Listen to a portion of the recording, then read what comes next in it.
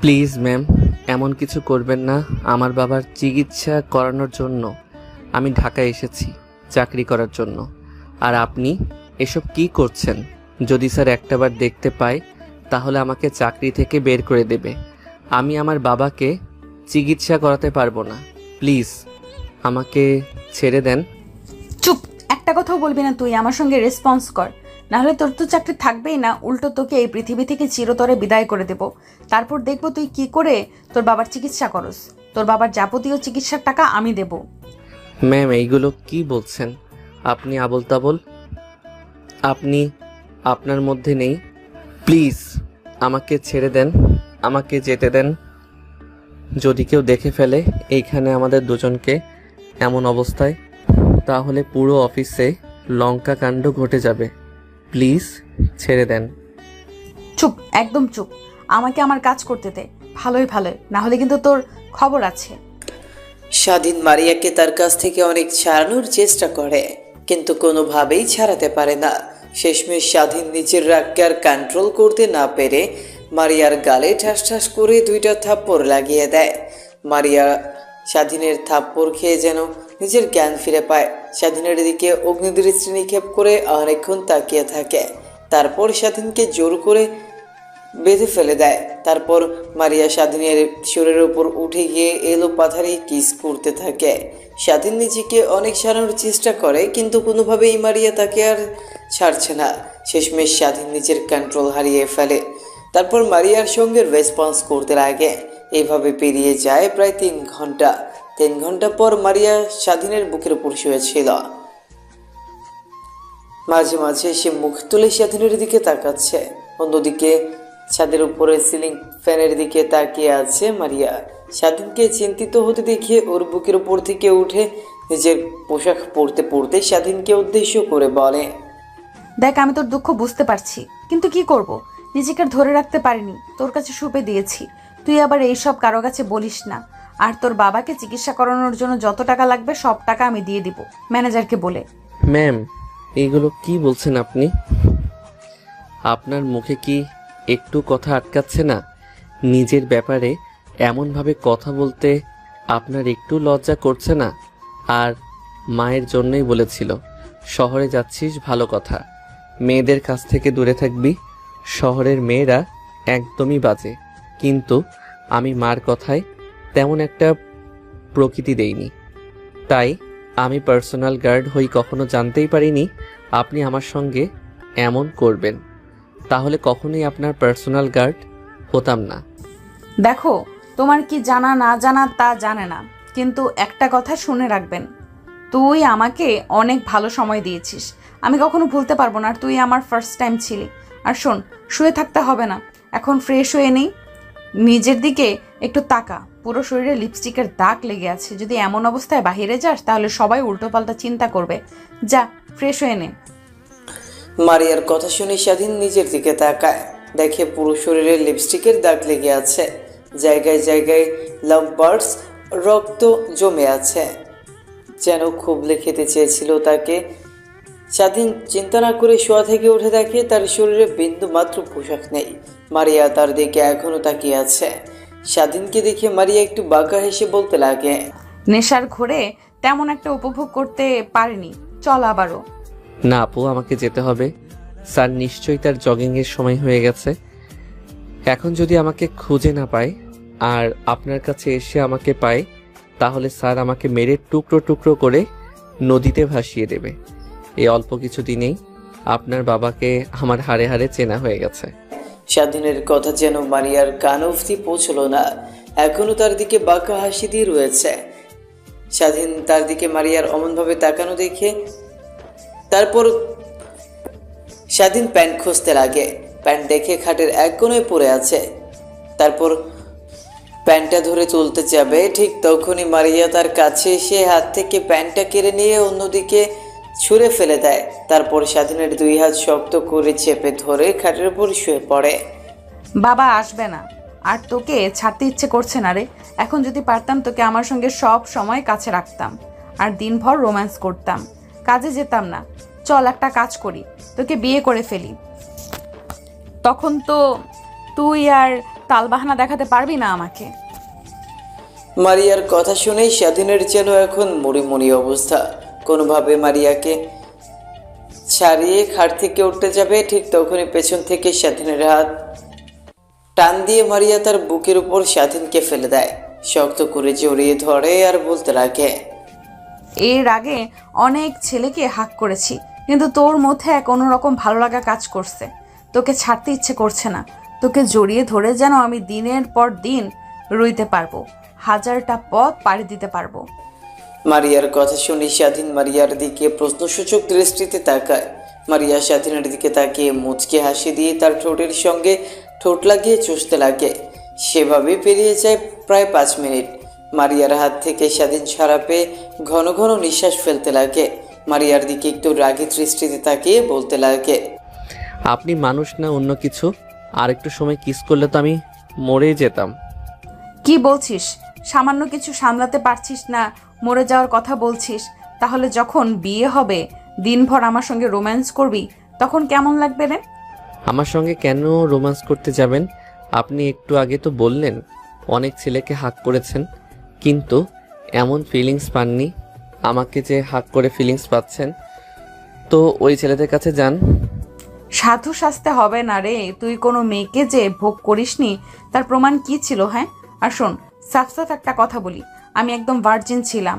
আর যে ছেলেদের সঙ্গে বললাম না হাক করেছি, ওরা আমার ফ্রেন্ড ছিল, এর বেশি কিছু ছিল না। এখন এই অন্য ছেলেদের কথা বলতেই তোর গায়ে জ্বালা করছে। দেখেন ম্যাম, আমরা গ্রামের ছেলে, তেমন কিছু বুঝি না। আমরা পিওর ছিলাম। আপনারা শহরের মেয়ে, আপনারা অনেক খারাপ। আগে জানলে কখনোই এমনভাবে আপনার পার্সোনাল বডিগার্ড হয়ে থাকতাম না। আর হ্যাঁ, আমি আপনাকে বিন্দুমাত্র বিশ্বাস করি না। যেই মেয়ে জোর করে তার সতীত্ব অন্য ছেলের হাতে তুলে দেয়, সেই মেয়ে আর কি করতে পারবে? আর না বলি, আপনি একদম বাজে মেয়ে। আপনার মতো বাজে মেয়েকে কখনো আমি কেন, কোনো ছেলে বিয়ে করবে না। আমার সঙ্গে আপনি আপনার বিয়ের কথা মাথা থেকে একদমই ছেড়ে ফেলুন। স্বাধীনের কথা শুনে পপির গায়ে যেন 100 ডিগ্রি রাগ উঠে যায়। পপি নিজেকে আর কন্ট্রোল করতে না পেরে স্বাধীনের হাতের পাশে থাকা ড্রিম লাইটটা দিয়ে বাড়ি দেয়। স্বাধীন তার হাত চেপে ধরে খাটে শুয়ে পড়ে। স্বাধীনকে কষ্ট পেতে দেখে মারিয়ার কেমন যেন অনুশোচনা বোধ কাজ করে নিজের মধ্যে। তোর সাহস কি করে হয় আমার সম্পর্কে এমন কথা বলতে? ড্রিঙ্ক করি, বন্ধুদের সাথে আড্ডা দেই, ছোটখাটো পোশাক পরি, তার মানে এই না নিজের ইজ্জত বিলিয়ে বেড়াই। আর শোন, তুই ফার্স্ট যে ছেলে আমার গায়ে টাচ করেছে। আর এই দেখ। কথাটা বলে মারিয়া কোনো মতে নিজেকে সামলে নিয়ে ওয়াশরুমে চলে যায়। অন্যদিকে স্বাধীন তার হাত চেপে ধরে এখনো খাটের উপর শুয়ে থেকে গোঙাচ্ছে। হাতের অনেক অংশে এখনো কাজ ঢুকে আছে। স্বাধীন নিজেকে আর দমাতে না পেরে অজ্ঞান হয়ে যায়। অন্যদিকে মারিয়া ওয়াশরুম থেকে বের হয়ে সামনের দিকে তাকিয়ে দেখে স্বাধীন এখনো সেই অবস্থায় খাটের উপর শুয়ে আছে। একটু চিন্তা হয়, স্বাধীনের কাছে গিয়ে গায়ে হাত দেয়, দেখে স্বাধীনের কোনো রেসপন্স নাই। অনেকটা চমকে ওঠে, নাকের সামনে হাত দিয়ে দেখে এখনো নিঃশ্বাস ফেলছে। তারপর টেবিলের উপর থেকে পানির গ্লাসটা নিয়ে এসে স্বাধীনের বুকে পানি দিতে লাগে। ঠিক তখনই স্বাধীনের জ্ঞান ফিরে আসে। হাতের ব্যথা এখন দ্বিগুণ। তারপর কোনো রকম শোয়া থেকে উঠে বসে মিটমিট করে সামনের দিকে তাকিয়ে দেখে মারিয়া দাঁড়িয়ে আছে, এখনো তার হাতে পানির গ্লাস। স্বাধীন নিজেকে সামলে নিয়ে দাঁড়াতে যাবে, ঠিক তখনই তাল সামলাতে না পেরে পড়ে যেতে যাবে। ঠিক তখনই কোনো মতে মারিয়া স্বাধীনকে জড়িয়ে ধরে টাল সামলাতে না পেরে স্বাধীনকে নিয়ে খাটের উপর পড়ে যায়। স্বাধীনের চোখ বন্ধ করে ফেলে। কোনো মতে তাকিয়ে দেখে মারিয়া তার দিকে ছলো ছলো দৃষ্টিতে তাকিয়ে আছে। স্বাধীন মারিয়াকে তার কাছ থেকে সরিয়ে দিয়ে উঠে দাঁড়িয়ে রুম থেকে বের হতে যাবে। ঠিক তখনই মারিয়া স্বাধীনকে বলে, আসুন, এই অবস্থায় নিয়ে বের হোস না রুমের বাইরে। যতক্ষণ রুমের মধ্যে আছিস নিয়ে চিন্তায় আছি। তুই এইখানে বস, আমি বাইরে থেকে ফার্স্ট এড বক্স নিয়ে আসছি। তারপর তোর হাতটা ব্যান্ডেজ করে দিই। তারপর তুই না হয় ফ্রেশ হয়ে রুম থেকে বের হয়ে যাস। তোর শরীরে অনেকটা অংশ এখনো লিপস্টিক লেগে আছে। যদি নিচে চাস তাহলে বাসার সবাই অবশ্যই তোকে দেখে ফেলবে আর অনেকে অনেক কথা বলবে। মারিয়ার কথা শুনে স্বাধীন দরজার কাছ থেকে সরে এসে খাটে বসে পড়ে। মারিয়া ওয়ার্ড্রপ থেকে জামা কাপড় বের করে পরিধান করে রুমের বাইরে চলে যায়। তারপর ফার্স্ট এড বক্স নিয়ে আসে রুমে স্বাধীনের কাছে। তারপর চেয়ার টেনে স্বাধীনের সামনে গিয়ে বসে। ফার্স্ট এড বক্স থেকে সাবলান বের করে হাতে যেখানে যেখানে কাজ লেগে কেটে গেছে সেখানে সেখানে পরিষ্কার করতে লাগে। তারপর সুন্দরভাবে স্বাধীনের হাত ব্যান্ডেজ করে দেয়। স্বাধীন উঠে দাঁড়াতে যাবে, ঠিক তখনই আবার বসে পড়ে। শরীর অনেক ক্লান্ত হয়, রাতভর তার উপর অত্যাচার হয় আর হাত কেটে রক্ত বের হয়, অনেকটা ক্লান্ত সে। তারপর পপি কোনো মতে স্বাধীনকে ধরাধরি করে ওয়াশরুমে নিয়ে যায়। তারপর স্বাধীনের শরীরে যেখানে যেখানে লিপস্টিকের দাগ লেগে আছে সেখানে সেখানে ভালোভাবে পরিষ্কার করে দিতে লাগে। স্বাধীন অনেকটা অবাক হয়ে যায়, মারিয়ার মধ্যে যেন এক অন্য মেয়েকে দেখতে পাচ্ছে সে। মারিয়ার দিকে একবার নজর যেতে দেখে মারিয়ার চোখ অশ্রুতে ছলছল করছে, যেন নিমেষেই বাঁধা ভেঙে সেটা বের হতে পারে। স্বাধীনকে ফ্রেশ করে রুমে এসে স্বাধীনকে খাটের উপর বসিয়ে দেয়, তারপর যত্ন সহকারে স্বাধীনের শার্ট পরিয়ে দেয়। তারপর মারিয়া বিছানার চাদরটা তুলে অন্য আরেকটা বিছানার চাদর পেরে দেয়। স্বাধীন এখনো ঠায় মেরে সেখানে বসেছিল, ঠিক তখনই মারিয়া স্বাধীনের কাছে সে কপালে ঘন একটা চুম্বন করে। স্বাধীন বুঝতে পারে না মেয়েটির আবার কি হলো। একটু পর স্বাধীনকে ছেড়ে দিয়ে মারিয়া বলতে লাগে, সরি তোমার সঙ্গে তখন অমন ব্যবহার করার জন্য। আসলে সব মেয়ে তার উপর আরোপকে অস্বীকার করতে পারে, কিন্তু তার চরিত্রে যদি কোনো আরোপ লাগে তাহলে নিজেকে আর কন্ট্রোল করতে পারে না। তাই আমিও কন্ট্রোল করতে না পেরে তোমার সঙ্গে এমন ব্যবহার করে ফেলেছি। I am extremely sorry, please তুমি আমাকে ক্ষমা করে দাও। মারিয়ার কথা তার কান অবধি যেন এখনো পৌঁছয় না। স্বাধীন মারিয়াকে তার কাছ থেকে কোনো মতে সরিয়ে দরজা খুলে রুম থেকে বের হয়ে তার রুমে চলে যায়। স্বাধীন তার রুমে গিয়ে পোশাক পরিবর্তন করে মারিয়ার বাবার রুমের সামনে চলে আসে। দরজায় কড়া নাড়তেই মারিয়ার বাবা দরজা খুলে দেয়। কি ব্যাপার স্বাধীন, তোমার আজ ঘুম থেকে উঠতে লেট হয়ে গেছে? প্রত্যেকদিন তুমি এসে আমাকে ঘুম থেকে তুলে দাও, তারপর আমি নামাজ পড়ে আমি জগিং করতে যাই, কিন্তু আজ এত লেট হয়েছে, কি হয়েছে তোমার? ঠিক তখনই মারিয়ার বাবার নজর যায় স্বাধীনের হাতের দিকে। স্বাধীনের হাতটা তার দিকে এগিয়ে নিয়ে এসে স্বাধীনকে উদ্দেশ্য করে মারিয়ার বাবা বলতে লাগে, কি হয়েছে, তোমার হাতে ব্যান্ডেজ করা কেন? মারিয়ার বাবার প্রশ্নের উত্তরে কী জবাব দিবে কিছুই বুঝতে পারে না। আমতা আমতা করে স্বাধীন বলতে লাগে, আসলে স্যার, ঘুম থেকে উঠে ওয়াশরুমে হঠাৎ পা স্লিপ কেটে পড়ে যায়, হাতে একটু ব্যথা পাই, তাই রুমে শুয়েছিলাম। আর আসতে একটু লেট হয়েছে, সরি লেট করার জন্য। ইটস ওকে বাবা, তুমি রুমের মধ্যে আসো। তারপর স্বাধীন রুমের মধ্যে প্রবেশ করে। মারিয়ার বাবা জগিংয়ের পোশাক পরে নেয়। স্বাধীন হাতে একটা ফ্লাক্স পানির বোতল নিয়ে বের হয়। মারিয়ার বাবা জগিং করছে, স্বাধীনও তার পিছু পিছু হাঁটছে। যখন পানি লাগছে তখন মারিয়ার বাবার দিকে পানি এগিয়ে দিচ্ছে স্বাধীন মারিয়ার বাবার পিছু পিছু হাঁটতে হাঁটতে হঠাৎ জ্ঞান হারিয়ে মাটিতে পড়ে যায়। মারিয়ার বাবা স্বাধীনের নাম ধরে ডাকে, কিন্তু তার কোনো রেসপন্স পায় না। পেছনে ফিরে তাকিয়ে দেখে স্বাধীন মাটিতে পড়ে আছে। তখন ডাকাডাকি করে মুখের পানি ছেটে দেয়, কিন্তু তার জ্ঞান ফেরে না। শেষমেশ অ্যাম্বুলেন্স ফোন করে স্বাধীনকে নিয়ে হসপিটাল চলে যায়। হসপিটালে নিয়ে গিয়ে ভর্তি করে দেয়। ডাক্তার, ছেলেটার কি হয়েছে? হঠাৎ আমার সঙ্গে হাঁটতে হাঁটতে অজ্ঞান হয়ে মাটিতে পড়ে গেল, আর পানি ছিটা দেওয়ার পর তার জ্ঞান ফিরে আসলো না। কোনো ডেঞ্জারাস কিছু হয়েছে কি ডাক্তার? আসলে আমি নিজেও বুঝতে পারছি না, এই বয়সে ছেলেটা আনন্দ ফুর্তির মধ্যে দিয়ে থাকবে। ছেলেটা অনেক চিন্তিত, অনেক দুর্বল হয়ে গেছে। চিন্তা করতে করতে তাই জ্ঞান হারিয়ে ফেলেছে। জ্ঞান ফিরলে ছেলেটাকে বলবেন নিজের শরীরের দিকে একটু খেয়াল রাখতে, আর যেন চিন্তা না করে। আর আমি কিছু ওষুধ লিখে দিচ্ছি, সেগুলো খাওয়ালে ইনশাল্লাহ খুব দ্রুত সুস্থ হয়ে উঠবে। ডাক্তার কথাটা বলেই কেবিন থেকে বের হয়ে যায়। মারিয়ার বাবা গিয়ে স্বাধীনের পাশে চেয়ার টেনে বসে পড়ে। ঠিক তখনই মারিয়া তার বাবাকে ফোন করে। বাবা তুমি কোথায়? তুমি তো এত লেট করে বাসায় ফেরো না। আজ এত লেট হয়ে গেছে কিন্তু তুমি বাসায় আসোনি। কোথায় আছো তুমি?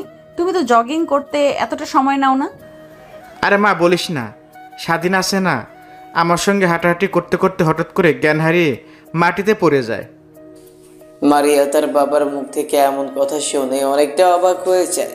নিজের উপরে নিজেরই ধিক্কার দিতে লাগে। তারপর উদ্বেগ কণ্ঠ নিয়ে মারিয়া তার বাবাকে উদ্দেশ্য করে একের পর এক প্রশ্ন করে বলতে লাগে, বাবা কি হয়েছে ছেলেটার? এখন কোথায়? তোমরা কি করছো? আর ছেলেটার কন্ডিশন এখন কেমন হয়েছে? আরে থাম, একসঙ্গে এত প্রশ্নের উত্তর কি করে দেব? এখন ঠিক আছে, ডাক্তার বলেছে অনেক চিন্তা করে আর শরীর অনেক দুর্বল, তা হাঁটতে হাঁটতে জ্ঞান হারিয়ে ফেলেছে। আর আমরা এই হাসপাতালে এসেছি, একটু পর আমি বাসায় যাব। ছেলেটা না হয় হসপিটালে কিছুদিন থাকুক, সুস্থ হয়ে তারপর না হয় বাড়িতে ফিরবে। আচ্ছা বাবা, তাহলে তুমি আসো, আমাকে একটু বের হতে হবে। আজকে কলেজে একটু এক্সট্রা ক্লাস আছে, ফিরতে লেট হতে পারে, কিংবা বান্ধবীদের বাসায় থাকতে পারি। আচ্ছা মা, ঠিক আছে, তাহলে নিজের দিকে খেয়াল রাখিস। আর হ্যাঁ, তোর বিষয়ে দিন দিন নেগেটিভ রিপোর্ট আসছে। তুই নাকি অনেক ড্রিঙ্কস করিস, বন্ধুদের সাথে নাইট ক্লাবে যাস। বলছি কি মা, এগুলো কমে দে। আর হ্যাঁ, এনজয় করার বয়স তোদের, এনজয় করবে, সমস্যা নেই, কিন্তু সবসময় ড্রিঙ্কস করা, এনজয় করা এইগুলো কিন্তু ভালো না। তোর মনে নেই ইমরান আঙ্কেলের কথা, যে ইমরান আঙ্কেল তোকে অনেক ভালোবাসতো ছোটোবেলা থেকে, ছোটোবেলা তোর কাছে এসে তোকে অনেক চকলেট দিত। আর ওই ইমরান আঙ্কেল ড্রিঙ্কস করতে করতে তার ক্যান্সার ধরা পড়ে। আমি চাই না, তুই আমার একমাত্র মেয়ে, মা মরা মেয়ে, তোকে নিয়ে আমি বেঁচে আসি। তোর যদি এমন কিছু হয় তাহলে আমি নিজেকে বাঁচাতে পারবো না। অন্তত নিজের দিকে তাকা, আমার দিকে একবার তাকা। এসব বাদ দে মা। আচ্ছা বাবা, আমি আর ড্রিঙ্ক করব না। এখন সামনে এক্সাম, আমি সেই দিকেই ফোকাস দিয়েছি। আল্লাহ হাফেজ বাবা, সকালে দেখা হবে। কথাটা বলে মারিয়া ফোন কেটে দেয়। অন্যদিকে স্বাধীনের জ্ঞান ফিরতেই নিজেকে হাসপাতালে আবিষ্কার করে। সামনের দিকে তাকিয়ে দেখে মারিয়ার বাবা কারোর সঙ্গে কথা বলছে। কথা বলার ধরন দেখে বুঝতে পারে মারিয়ার সঙ্গে। মারিয়ার বাবা ফোন রেখে দিয়ে স্বাধীনের দিকে তাকিয়ে দেখে স্বাধীন তার দিকে তাকিয়ে আছে। তুমি এতটুকু ছেলে হয়ে কি এমন চিন্তা করো?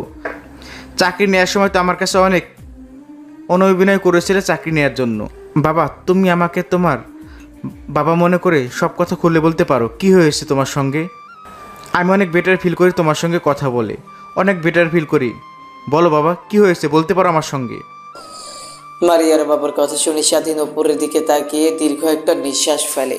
শোয়া থেকে শোয়া হয়ে বসে মারিয়ার বাবার দিকে অশ্রুনয়ন দৃষ্টিতে তাকিয়ে বলতে লাগে, স্যার, আমার বাবা নেই, অনেক আগে মারা গেছে। আমার বয়স যখন 10 বছর, তখন আমার বাড়িতে মা আর একটা বোন আছে, আমার থেকে ছোট, ওর 13 বছর। পৃথিবীতে আমার আর আমার বোনের মা ছাড়া কেউ নেই। মা আমাকে অনেক কষ্ট করে লেখাপড়া করাইছে। আমি লেখাপড়া করতে চাইনি। মার দুঃখ কষ্ট দেখে চেয়েছিলাম তার সঙ্গে সংসারের হাল ধরব, কিন্তু আমি যে স্কুলে পড়তাম সেই স্কুলের স্যার মাকে বলেছিল আমি নাকি অনেক ভালো স্টুডেন্ট, তাই মা যেভাবেই হোক আমাকে লেখাপড়া করাইছে। কিন্তু আপনার বাসায় কাজে যোগ দেওয়ার আগে 7 দিন আগে হঠাৎ মা জ্ঞান হারিয়ে ফেলে তার কর্মস্থলে। তারপর তাকে ধরাধরি করে হাসপাতালে নিয়ে যায়। আমি শুনি বাসা থেকে হাসপাতালে চলে যায়। ডাক্তারের খেসো রিপোর্ট দেয়। রিপোর্টগুলো করে ডাক্তারের কাছে নিয়ে যেতে ডাক্তার বলে মার ক্যান্সার ধরা পড়েছে। ক্যান্সারটা প্রাথমিক পর্যায়ে থাকায় চাইলেই আমার মাকে অপারেশন করে সুস্থ করা যাবে। অপারেশন করতে 20 লক্ষ টাকা। আমি চিন্তিত হয়ে পড়ি 20 লক্ষ টাকা কিভাবে জোগাড় করব। যেখানে সংসারই চলে টেনে টুনে, সেখানে কিভাবে এতগুলো টাকা জোগাড় করব। বাড়ি আর অল্প কিছু জায়গা ছিল, সেই জায়গাটুকু বিক্রি করেও 20 লক্ষ টাকা হবে না। তাই আর কিছু চিন্তা না করে ঢাকায় চলে আসি চাকরি নেওয়ার জন্য। যদি কোনোভাবে চাকরি নেই, তারপর সেই কর্মস্থল থেকে 20 লক্ষ টাকা অ্যাডভান্স চাই। আর আমার বেতন থেকে মাঝে মাঝে এসেই টাকা কেটে নেবে, এটা ভেবে কিন্তু আসার পর আমি কোনো জব খুঁজে পাই না। শেষমেশ আপনার সঙ্গে দেখা হয়, তারপরটুকু তো আপনি জানেনই। স্বাধীন তার কথা শেষ করে মারিয়ার বাবার দিকে তাকায়। দেখে মারিয়ার বাবা তার দিকে ছলো ছলো দৃষ্টিতে তাকিয়ে আছে। স্বাধীনের কথা শুনে মারিয়ার বাবার চোখ দিয়ে এক ফোঁটা অশ্রু পড়তে যাবে, ঠিক তখনই মারিয়ার বাবা তার হাতের উল্টো পিঠ দিয়ে চোখ মুছে ফেলে। স্বাধীনের দিকে তাকিয়ে বলতে লাগে, তুমি এত কষ্ট সহ্য করছো এটুকু ছেলে হয়ে, তোমার মাথায় এত চিন্তা, আমি নিজেই ভেবে তো অবাক হয়ে যাচ্ছি। তুমি কি একটিবারও আমাকে বলেছো অযথা চিন্তা করতে হবে না? আচ্ছা বাবা, তুমি তাহলে থাকো, আমাকে অফিসে যেতে হবে। আর শোনো, তুমি পরিপূর্ণ সুস্থ না হওয়া পর্যন্ত বাসায় যাবে না, এখানেই থেকো। আমি সময় হলে তোমার সঙ্গে দেখা করতে আসবো। ডাক্তার বলেছে তুমি অনেক ক্লান্ত, তোমাকে একটু রেস্ট নিতে হবে। কিন্তু স্যার, এখন তো আমি সম্পূর্ণ সুস্থ আছি। দেখুন, আপনার সঙ্গে কথা বলছি। আমি তোমার একটা কথা শুনতে চাই না। তুমি এখানে থাকবে যে পর্যন্ত ডাক্তার তোমাকে রিলিজ না করবে। কথাটা বলেই মারিয়ার বাবা কেবিন থেকে বের হয়ে যায়। অন্যদিকে মারিয়া তার বাবাকে মিথ্যা কথা বলেই তার বাবা কেবিন থেকে বের হয়ে যেতে মারিয়া কেবিনের মধ্যে প্রবেশ করে। স্বাধীন অন্যদিক ফিরে শুয়েছিল। ঠিক তখনই কেবিনের মধ্যে কারো আসার শব্দ পায়। স্বাধীন দরজার দিকে তাকিয়ে দেখে মারিয়া দরজা দিয়ে কেবিনের মধ্যে ঢুকছে। স্বাধীন শোয়া থেকে একটু আধশোয়া হয়ে বসে মারিয়ার দিকে তাকিয়ে বলে, ম্যাম, আপনি এখানে? আপনি না আপনার বাবাকে বললেন আপনার কি যেন ইম্পর্টেন্ট ক্লাস আছে, তাই বাসায় ফিরতে লেট হবে, কিন্তু এখানে যে? তো কি, আমি তো আমার ইম্পর্ট্যান্ট ক্লাস করছি, চুপচাপ শুয়ে থাকো। আর ওই দিনের জন্য আই এম এক্সট্রিমলি সরি। আসলে নিজের রাগকে কন্ট্রোল করতে পারিনি আমি নিজের মধ্যে ছিলাম না। সত্যি কথা বলতে, তুমি যখন প্রথমে আমার বাবা তোমাকে নিজের বাসায় নিয়ে আসে তার পার্সোনাল গার্ড হিসেবে, তখন আমি বাবাকে অনেক করে বলে তোমাকে আমার পার্সোনাল গার্ড বানাই। কিন্তু তারপরেও বাবা তোমাকে নিয়ে জগিংয়ে যায়। সেই প্রথম দেখাতেই তোমার উপর অনেকটা দুর্বল হয়ে পড়ি আমি, যা কখনো তোমাকে বলে বোঝাতে পারবো না। ম্যাম, রাখুন সেই সব কথা। তা এখন কিসের জন্য এখানে এসেছেন? আমি তোমাকে হসপিটালে ভর্তি করেছি, তাই না? রাতে তোমার উপর নির্যাতন করে আর সকালে তোমাকে মেরে তোমার যত্ন নেওয়ার জন্য আসলাম। কথাটা বলেই মারিয়া স্বাধীনের কাছে এসে চুলে হাত বোলাতে লাগে। স্বাধীন অনেকবার তার হাত সরাতে লাগে, কিন্তু মারিয়া স্বাধীনের দিকে রাগের দৃষ্টিতে তাকাতেই স্বাধীন চুপ হয়ে যায়। এইভাবে পেরিয়ে যায় অনেকটা সময়। ঠিক তখনই কেবিনের মধ্যে নার্স প্রবেশ করে। মারিয়া স্বাধীনের মাথায় হাত বুলিয়ে দিয়েছিল। নার্স তাদের দুজনকে দেখে বলতে লাগে, ম্যাম, এটা কোনো আবাসিক হোটেল না। আপনি রুমের মধ্যে এসব কি করছেন রোগীর সঙ্গে? পেছন থেকে কারো কণ্ঠস্বর শুনতে পেয়ে মারিয়া স্বাধীনের বুকের উপর থেকে মাথা তুলে পেছনের দিকে তাকাতেই নার্সটি বলতে লাগে, ও সরি ম্যাম, আপনি এখানে? আর ইনি কি? এনাকে তো ঠিক চিনলাম না। ইনি কি আমাদের স্যার? নার্সের কথা শুনে মারিয়ার হাসি মাখা মুখ নিয়ে নার্সকে উদ্দেশ্য করে বলতে লাগে, ভাবতে পারেন সেই রকমই, বাট এখনো আপনার ছাড় না, অল্প কিছুদিনের হবে। মারিয়ার কথা শুনছিল নার্স আর তার কাজ করছিল। স্বাধীনকে ইঞ্জেকশন দেওয়া শেষ করে কেবিন থেকে নার্স বের হয়ে যেতেই স্বাধীন মারিয়াকে উদ্দেশ্য করে রাগী কণ্ঠ নিয়ে বলতে লাগে, ম্যাম, এগুলো কি বলছেন আপনি? দিন দিন আপনি কেমন যেন হয়ে যাচ্ছেন। আমি নিজেই আপনাকে চিনতে পারছি না।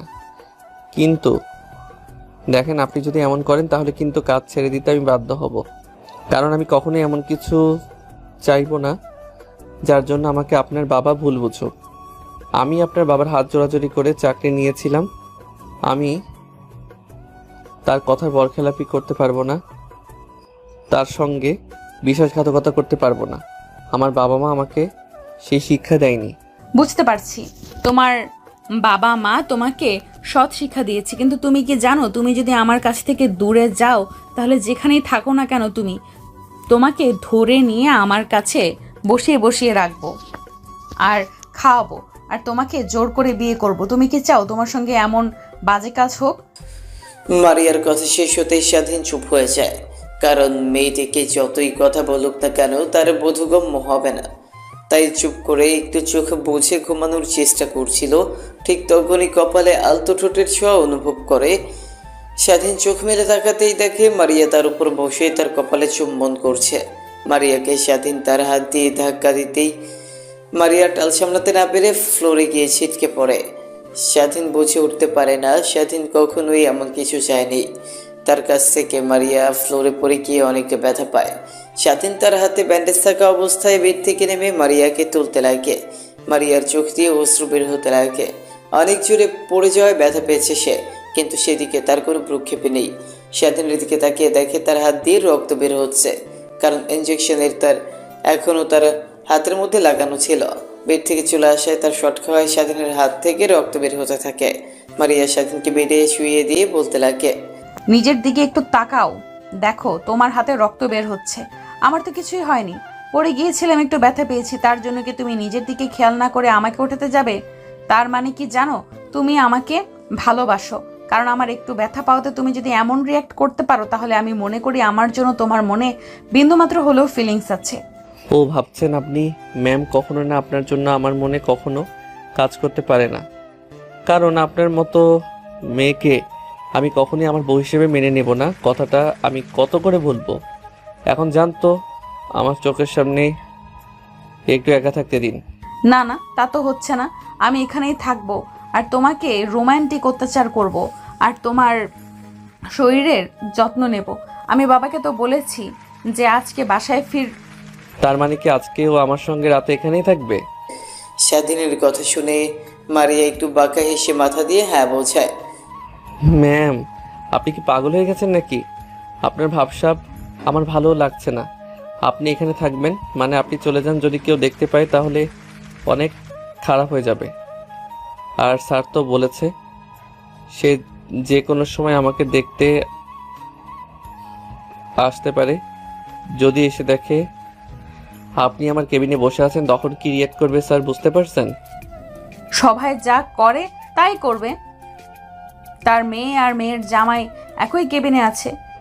দেখ ভালো, আপনার সঙ্গে কথা বলে পারবে, উঠবো না। কথাটা বলেই স্বাধীন অন্য পাশ ফিরে জানলা দিয়ে বাহিরের দিকে তাকিয়ে আছে। বুঝে উঠতে পারে না সময়টা কত হয়েছে। হাতে ফোনটা নিয়ে দেখে তার মায়ের অনেকগুলো মিস কল। স্বাধীন অবাক হয়ে যায়। অবাক হয়ে স্বাধীন তার মায়ের কাছে ফোন করতে যাবে, ঠিক তখনই তার মা ফোন করে বসে। স্বাধীন ফোন রিসিভ করে কানের পাশে ধরতেই ওই পাশ থেকে তার মা বলতে লাগে, কিরে বাবা, তোকে সে কখন থেকে ফোন করছি কিন্তু তোর ফোনের সারা শব্দ পাচ্ছি না। ফোনটা একবার রিসিভ করছিস না, কি হয়েছে তোর জানিস? তোকে নিয়ে একটা খারাপ স্বপ্ন দেখেছি আমি, তাই তোকে নিয়ে অনেক চিন্তা হচ্ছে রে বাপ। তুই বাসায় চলে আয়, তোর বাবার রেখে যাওয়া জমি তুই কাজ করে খা। আমাকে তো চিকিৎসা করাতে হবে না, আল্লাহ যতদিন হায়াত দিয়েছে ততদিন এই পৃথিবীতে বেঁচে থাকবো। তাই একদিন বেশি কিংবা একদিন কমও এই পৃথিবীতে থাকবো না রে। ফোন করে শুধু এই একটা কথাটাই বল। আসলে কাজের চাপ অনেক তো, তাই ফোন হাতে নিয়ে দেখিনি। আচ্ছা, তোমার এখন শরীরের কি অবস্থা? আর বোনের কি খবর? ও ঠিকমতো স্কুলে যাওয়া আসা করে না তো? হ্যাঁ যাই তো, ও তোর সঙ্গে কথা বলার জন্য পাগল হয়ে গেছে, কিন্তু তুই তো তখন ফোন ধরলি না, স্কুলে গেছে। সেটা যখন তোকে আবার ফোন করব তখন না হয় তুই ফোন রিসিভ করিস। আচ্ছা মা। তারপর স্বাধীন তার মায়ের সঙ্গে কথা বলতে লাগে। অন্যদিকে মারিয়া পাশে চেয়ার নিয়ে বসে স্বাধীন তার মায়ের সঙ্গে কথোপকথনগুলো শুনছিল আর মুচকে মুচকে হাসছিল। আসলে মারিয়ার মা অনেক আগেই মারা গিয়েছে, তার জন্মের 2 বছর পর। গল্পে অনেকটা দূরেই তো চলে আসলাম। এবার আপনাদেরকে নায়ক আর নায়িকার পরিচয় করিয়ে দিই। নায়কের নাম স্বাধীন, মা বাবার একমাত্র সন্তান, ছোট্ট একটা বোন আছে। স্বাধীনের বাবা একটা রোড অ্যাক্সিডেন্টে অনেক আগেই মারা গিয়েছে। তারপর তার মা স্বাধীনকে আর তার বোনকে অনেক কষ্ট করে লালন পালন করে। অন্যদিকে মারিয়া বড়লোক বাবার একমাত্র মেয়ে। মারিয়ার মা অনেক আগেই মারা গিয়েছে। তার বয়স যখন 2 বছর ছিল তখন মারিয়ার মায়ের ক্যান্সার হয়ে মারা যায়। এরপর মারিয়ার বাবা দ্বিতীয়বার আর বিয়ে করেনি, কারণ সৎ মা এসে তার মেয়ের সঙ্গে কেমন ব্যবহার করবে এই জন্য। স্বাধীন তার মায়ের সঙ্গে কথা বলা শেষ করে ফোনটা পাশে রেখে মারিয়ার দিকে তাকিয়ে দেখে মারিয়া এখনো তার দিকে অপলক দৃষ্টিতে তাকিয়ে আছে। মারিয়াকে তাকাতে দেখে স্বাধীন তার মুখের সামনে তুড়ি বাজাতে মারিয়ার যেন ধ্যান ভেঙে যায়। শাশুড়ি মা কি করে জানলো তোমার কিছু হয়েছে? আর তুমি তো তোমার মাকে কিছুই বললে না। তুমি হসপিটালে ভর্তি, অনেক ক্লান্ত হয়ে। কি বলছেন আপনি শাশুড়ি মা? মানে আর হ্যাঁ, মাকে বলতে যাব কেন? সে শুনলে অনেক চিন্তা করবে আমাকে নিয়ে। অযথা তাকে চিন্তায় ফেলতে যাব কেন? আর হ্যাঁ, আপনি নেক্সট টাইম থেকে আমার মাকে শাশুড়ি মা বলবেন না। একবার বলবো, 1000 বার বলবো, 100 বার বলবো, আপনি কি করবেন? আমার মুখ দিয়ে বলবো আমি, আপনি বলার কে? স্বাধীন জানে এখন মারিয়াকে যতই ভাবে বোঝানোর চেষ্টা করুক না কেন কিন্তু কোনোভাবেই বুঝবে না। তাই স্বাধীন তার মাথার নিচে হাত দিয়ে অন্য হাত তার চোখের উপরে রেখে একটু ঘুমানোর চেষ্টা করে। ঘুমানোর চেষ্টা করতেই সারাদিন স্বাধীন ঘুমের জগতে পা দেয়। অন্যদিকে তার দিকে একটা তীক্ষ্ণ দৃষ্টি তাকিয়ে আছে। এভাবে পেরিয়ে যায় অনেকটা সময়। স্বাধীন ঘুম থেকে উঠে আজানের শব্দে চারদিকে তাকিয়ে দেখে সন্ধ্যা নেমে এসেছে। বুঝতে পারে এটা মাগরিবের আযান দিয়েছে। স্বাধীন শোয়া থেকে উঠে বসতে যাবে, ঠিক তখনই বুকের উপর ভার অনুভব করে। বুকের দিকে তাকিয়ে দেখে তার বুকের উপর কেউ একজন শুয়ে আছে। চুলগুলো সরিয়ে দেখে মারিয়া শুয়ে আছে। ঘুমন্ত চেহারা যেন এক অন্যরকম ভালো লাগা কাজ করে স্বাধীনের মধ্যে। কে বলবে এই মেয়েটা ঘুমের রাজ্য থেকে ফিরে এলে রাগী বদমেজাজে একটা মেয়ে হয়ে যায়। কথাগুলো ভাবতে ভাবতে স্বাধীন মারিয়ার দিকে তাকিয়েছিল। ঠিক তখনই মারিয়ার ঘুম ভেঙে যায়। স্বাধীন কি করবে বুঝে উঠতে পারে না, তাই পুনরায় কেবিনে শুয়ে পড়ে যেন মারিয়া বুঝতে না পারে। একটু পর মারিয়ার ঘুম ভেঙে গেলে স্বাধীনের দিকে কিছুক্ষণ তাকিয়ে থাকে, তারপর তার কপালে আলতো করে একটা চুমু দিয়ে শোয়া থেকে উঠে বসে পড়ে। তারপর কেবিন থেকে কোথায় যেন চলে যায়। মারিয়া কেবিন থেকে চলে যেতে স্বাধীন হাঁপ ছেড়ে বাঁচে। হয়তো মেয়েটা চলে গেছে বাসায়, এমনটাই ভাবতে লাগে। ভাবতে ভাবতে ফোনটা হাতে নিয়ে তার মার কাছে ফোন করে তার ছোট বোনের সঙ্গে কথা বলতে লাগে। কথা বলছিল, ঠিক তখনই খট করে দরজা খোলার শব্দ পায়। দরজার দিকে তাকিয়ে দেখে মারিয়া তার হাতে অনেকগুলো খাবারের বক্স নিয়ে কেবিনের মধ্যে প্রবেশ করছে। স্বাধীন তার মার সঙ্গে সংক্ষিপ্ত কিছু কথা বলে ফোন রেখে দিয়ে মারিয়ার দিকে তাকিয়ে বলতে লাগে, আপনি বাসায় যাননি এখনো? এইখানে যে আমি এত ভেবেছি আপনি আমি তো ভেবেছি আপনি বাসায় চলে গেছেন। তোমাকে হসপিটালে এরকমভাবে রেখে আমি কি করে বাসায় থাকতে পারি বলো? তাই যাইনি। আর কিছুই তো খাওনি তুমি, এদিকে আসো তোমাকে খাইয়ে দিচ্ছি। আমার ক্ষুধা লাগেনি, আপনি খান। বললেই হলো ক্ষুধা লাগেনি মানে? সেই কখন থেকে না খেয়ে রয়েছো, নিশ্চয়ই তোমার অনেক ক্ষুধা লেগেছে। মুখে মুখে বলছো না। এদিকে আসো, তোমাকে আমি খাইয়ে দিচ্ছি। আচ্ছা ম্যাম, আপনাকে খাইয়ে দিতে হবে না, আমাকে দিন, আমি নিজের হাতে খেতে পারবো। মহান আল্লাহ তাআলা আমাকে হাত দিয়েছে, আমি কেন পরনারীর হাত দিয়ে খাবার খাবো? পরনারী মানে? কিছুদিন পরে তোমাকে বিয়ে করব। আর হ্যাঁ, আমি বলেছি খাইয়ে দেব তো খাবে। আমার মুখে মুখে তুমি দিন দিন অনেক কথা বলছো, যা আমার একদমই পছন্দ নয়। কিন্তু স্বাধীন মারিয়ার মুখের উপর আর কোনো কথা না বলে মারিয়ার কথা অনুযায়ী খাবার খেতে লাগে। মারিয়া স্বাধীনকে খাবার খাইয়ে দিয়ে পানি খাইয়ে দেয়। তারপর পুনরায় তার সামনে চেয়ারে বসে ফোনে ফেসবুক স্ক্রলিং করছিল। অন্যদিকে স্বাধীনের কপালে চিন্তার ভাঁজ পড়ে যায় আর মনে মনে ভাবতে লাগে। ঠিক তখনই মারিয়ার দিকে একটু বাঁকা চোখ নিয়ে তাকিয়ে স্বাধীন আর মনে ভাবতে লাগে, এইখানে বুঝি আমার আর চাকরি করা হচ্ছে না ম্যাম? দিন দিন আমার সঙ্গে যেরকম আচরণ করা শুরু করেছে, যদি স্যার কোনোভাবে টের পেয়ে যায় তাহলে আমাকে চাকরি থেকে বের করে দেবে। আমি আমার মার চিকিৎসা করাতে আর পারবো না। জানি না ম্যাম এরকম করছেন কেন, আগে তো এরকম ছিল না, হঠাৎ করে কি হলো তার? না, যেভাবে হোক আমাকে ম্যামের কাছ থেকে দূরে থাকার চেষ্টা করতে হবে। যদি না পারি তাহলে সব ইচ্ছায় তার কাছ থেকে দূরে চলে যাব, যেন আমাকে আর সে কখনোই খুঁজে না পায়। এতটা দূরে চলে যাব। ঠিক তখনই মারিয়ার দিকে একটু বাঁকা চোখ নিয়ে তাকিয়ে স্বাধীন আর মনে ভাবতে লাগে, কি মায়াবী চেহারা, তার দিকে একবার কেউ যদি তাকায় তাহলে দৃষ্টি সরাতে পারবে না। কিন্তু সে আমার মধ্যে কি এমন খুঁজে পেয়েছে যে আমার উপর উঠে পড়ে গেছে? নাকি সবগুলো তার ভোগ বিলাসিতার জন্য? সে আমার সঙ্গে হাতে ওইসব করে অনেক মজা পেয়েছে, তাই আমাকে তার কাছে যাচ্ছে। ছি ছি স্বাধীন, তুই এগুলো কি ভাবছিস? আনমনে কথাগুলো বলছিল আর নিজেকে নিজেই বোঝাচ্ছিল। ঠিক তখন মারিয়া ফোন সাইডে রেখে কেবিনে বসে স্বাধীনের মাথা তার কোলের উপর রেখে মাথায় হাত বুলাতে লাগে। জানি না রে, পিছে তোর মধ্যে কি এমন লুকিয়ে আছে যে তোর প্রতি আমাকে এতটা দুর্বল করে ফেলেছে। বিশ্বাস কর, তোকে ছাড়া এক মুহূর্তও আমার থাকতে ভালো লাগে না। তুই বাসা থেকে বের হলে আমার যেন দম বন্ধ হয়ে যায়। কখন তোর সঙ্গে দেখা করব, এই 2 মাসে বুঝে গিয়েছি তোকে ছাড়া আমি একদমই অচল। তোকে যে করেই হোক আমার লাইফে আমার আগামী পথ চলার জন্য লাগবে। তুই কি হবি আমার আগামী পথ চলার সঙ্গী? ছি ছি স্বাধীন, তুই এগুলো কি ভাবছিস? দেখুন ম্যাম, আপনি অনেক সুন্দর, আপনি বেটার কাউকে ডিজার্ভ করেন, আমাকে না। আমি সামান্য একটা ছেলে, মাসে কয়টা টাকা উপার্জন করি বলেন? আপনি কখনোই আমার কাছে আর সুখে থাকতে পারবেন না। আপনি বড়লোক বাবার একমাত্র মেয়ে, যার কিনা প্রত্যেক দিন সে টাকা খরচ করে আমি তা 1 মাসে উপার্জন করে। আপনি কখনোই আমার কাছে সুখে থাকতে পারবেন না ম্যাম। আগে থেকে বেটার হবে আপনি অন্য কাউকে আপনার জীবনসঙ্গী হিসেবে চয়েস করেন, আমাকে না। স্বাধীনের কথা শেষ হতেই মারিয়া এসে স্বাধীনের মুখে এলোপাথারি কিস করতে লাগে। স্বাধীন থমেরে মারিয়ার প্রত্যেকটা কিস অনুভব করতে লাগে। একটু পর মারিয়া স্বাধীনকে ছেড়ে দিয়ে বলতে লাগে, শোনো, তোমাকে কিস করার বিন্দুমাত্র ইচ্ছা আমার ছিল না, কিন্তু তুমি নিজেই তা করে নিলে। হ্যাঁ, আরেকটা কথা, তুমি যদি কখনো আমাকে ম্যাম বলে ডাকো বা আপনি করে ডাকো তাহলে তোমার খবর আছে। এখন থেকে তুমি করে আর আমার নাম ধরে কিংবা জান সোনা এসব বলে ডাকবে।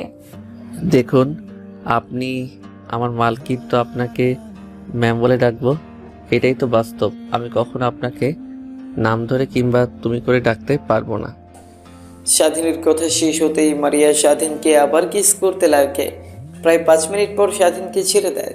স্বাধীন হাঁপাতে লাগে। মারিয়া মুচকি একটু বাঁকা হেসে স্বাধীনকে উদ্দেশ্য করে বলে, এখনো কি তুই তোর আগের সিদ্ধান্তেই অটুট থাকবি, নাকি আমাকে কিংবা আপনি করে বলি এই রোমান্টিক অত্যাচার সহ্য করবি? কোনটা বাকি তোর ইচ্ছে? স্বাধীন ভালো করেই জানে তার সঙ্গে যত কথা বাড়াবে ততই তার জন্য খারাপ। তাই মারিয়ার কোল থেকে মাথা সরিয়ে বালিশের উপর রাখতে যাবে। শক্ত করে মারিয়া স্বাধীনের মাথা তার পায়ের উপর রেখে বলতে লাগে, এত ঢং দেখাতে হবে না, চুপচাপ এখানেই শুয়ে থাক। স্বাধীন মারিয়ার পায়ের উপর থেকে মাথা না সরিয়ে সেভাবেই শুয়ে থাকতে লাগে। মারিয়া তার মনের আনন্দে স্বাধীনের মাথায় হাত বোলাতে লাগে আর গুনগুন করে গান গাইতে লাগে। স্বাধীনের অনেকটা ভালো লাগে, মনোমুগ্ধকর পরিবেশ। এইভাবে পেরিয়ে যায় পুরো দিনটা। স্বাধীনের কাছ থেকে একটু পরে মারিয়া বিকালের দিকে ডাক্তার চেক আপ করতে কেবিনে আসে। ঠিক তখনই স্বাধীনের চোখে কিছু একটা পড়ে। মারিয়ার স্বাধীনের চোখ থেকে সরাতে নিলে দুজনের চোখে চোখাচোখি হয়। সময়ের আকস্মিকতায় মারিয়া স্বাধীনকে কিস করে দেয়। ঠিক তখনই পেছন থেকে ডাক্তার সব দেখে মারিয়াকে বলতে লাগে। ডাক্তারের কথা শুনে মারিয়া ব্যবহার শেখা খেয়ে যায়। নিজেকে সামলে নিয়ে মারিয়া ডাক্তারকে বলতে লাগে, মারিয়া মা, তুমি এখানে? আর তোমার বাবা যে বললো এটা তোমাদের কাজের ছেলে, তাহলে এসব কি মা? আমি যা ভাবছি তাহলে কি সত্যি?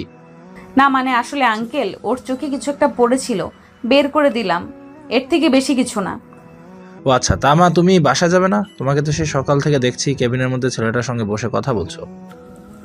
সত্যি কথা বলতে আঙ্কেলের অবস্থা এরকম আমার কারণে হয়েছে, কারণ আমি কালকে রাতে ছেলেটাকে অনেক মারধর করেছিলাম। দেখছেন না হাতে ব্যান্ডেজ করা, তাই একটু যত্ন নিলাম।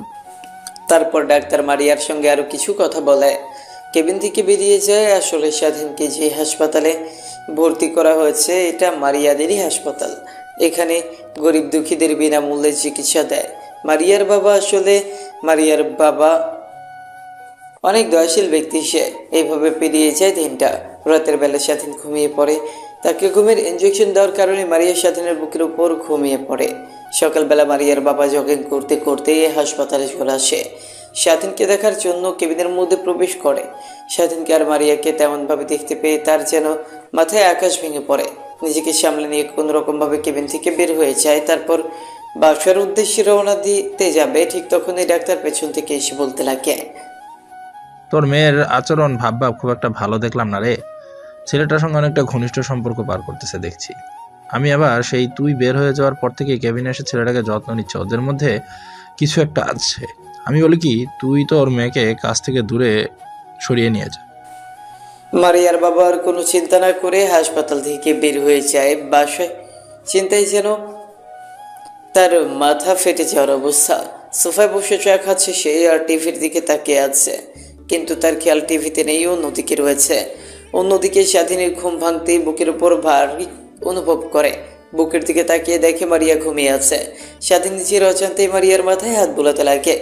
মারিয়ার ঘুম ভেঙে যায়। মাথায় কারো স্পর্শ পেয়ে মিটিমিটি করে তাকিয়ে দেখে স্বাধীন তার দিকে তাকিয়ে মাথায় হাত বুলিয়ে দিচ্ছে। মারিয়ার অনেকটা ভালো লাগে। মারিয়াকে নড়াচড়া করতে দেখে স্বাধীন তার মাথার উপর থেকে হাত সরিয়ে দেয়। ঘুমানোর ভান করতে লাগে। মারিয়া স্বাধীনের দিকে তাকিয়ে মুচকে হেসে নিজেকে একটু গোছগাছ করে স্বাধীনের মাথায় হাত বোলাতে বোলাতে ছোট্ট করে কপালে একটা কিস করে কেবিন থেকে বেরিয়ে যায়। মারিয়াকে কেবিন থেকে বের হয়ে যেতে দেখে স্বাধীন স্বস্তির একটা নিঃশ্বাস ফেলে। অন্যদিকে ইমরান খান এখনো সোফায় বসে একের পর এক চা খেতে লাগে আর টিভির দিকে তাকিয়ে আনমনে চিন্তা করছিল। ঠিক তখনই কলিং বেল বেজে ওঠে। দরজার দিকে তাকাতে দেখে তার মেয়ে আসছে। তখনই বলতে লাগে তার মেয়েকে উদ্দেশ্য করে, কি মা, কইছিলি রাতে সকালে বের হয়েছিলি, দিন পেরে রাত গেল, কোনো খোঁজ খবরই নেই। ফোন করলাম, তোর ফোন অফ বললো। কি হয়েছিল তোর? কোথায় ছিলি?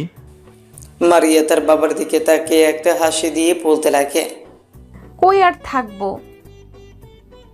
কয়েকদিন পর কলেজে ছিলাম, ফোনের চার্জ ছিল না, তোমাকে ফোন করে কথা বলবো, আর রাতের বেলা একটা বান্ধবীর বাসায় ছিলাম, বাসায় আসিনি। মারিয়াকে তার বাবা কোনো কিছু বুঝতে না দিয়ে মুচকি একটা কৃত্রিম হাসি দিয়ে বলতে লাগে, আচ্ছা মা, তুমি তাহলে তোমার রুমে যাও, ফ্রেশ হয়ে খাবার দাবার করে নাও, আমি অফিসে যাচ্ছি। মারিয়া তার বাবার কথা শুনেই তার রুমে চলে যায় ফ্রেশ হতে। অন্যদিকে মারিয়ার বাবা এমন অবস্থাতেই বাড়ি থেকে বের হয়ে হসপিটালে চলে যায়। তারপর সোজা স্বাধীনের কেবিনে চলে যায় সে।